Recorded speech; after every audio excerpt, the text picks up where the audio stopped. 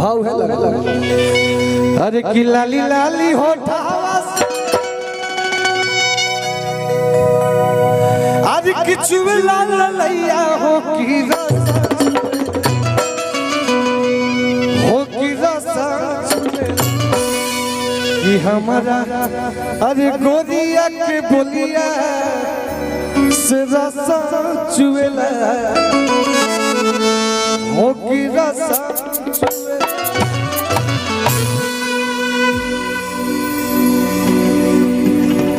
hit भइल बाटे तो पब्लिक से थोड़े ना छुपल कौन कौन गाना हिट भइल बाटे आ जौन बानी जा चाहे जहां तक ले गाड़ी जाई तनी हल्का से लेवल बढ़ाई भैया ना तो फिर हेलो हेलो हेलो तनी टोन बढ़ाई ना करे बीच में एगो लहर रहल है दोस्ती के कि हमनी के यार बचपन के हम यारी कि यारी छुट्टियों को और मेरे को सबसे प्यारा लाइन जो हमरा दिल के करीब रहेला है बाबा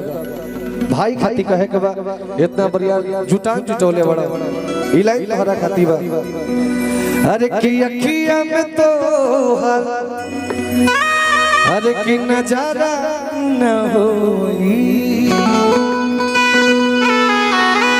अरे की बिन तोहरा यारा गुजारा न होई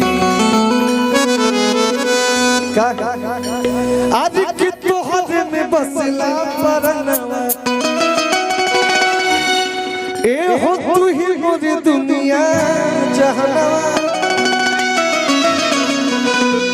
मिलेला सुकून बड़ी दिलवा के भीतर बोलिया सुन के कि हमनी के यारी बचपन के हम यारी कि यारी छुट्टियों को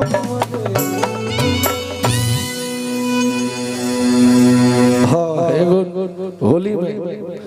नया गाना हमार बड़ा वायरल भइल बा भाई बाबा यही तरी पार लगा था कि वो स्थिति में नहीं कि हो पाए अरे की भोरा ही मंगाई को अरे की नमवे के पौआ अरे की एक पैक हमारा दू पैक रउआ एकदम आवाज बैठ गई बा हाफ नोट नीचे करी ना भैया हाफ नोट नीचे करी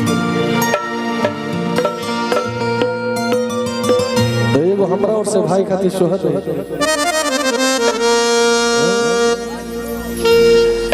हो बात से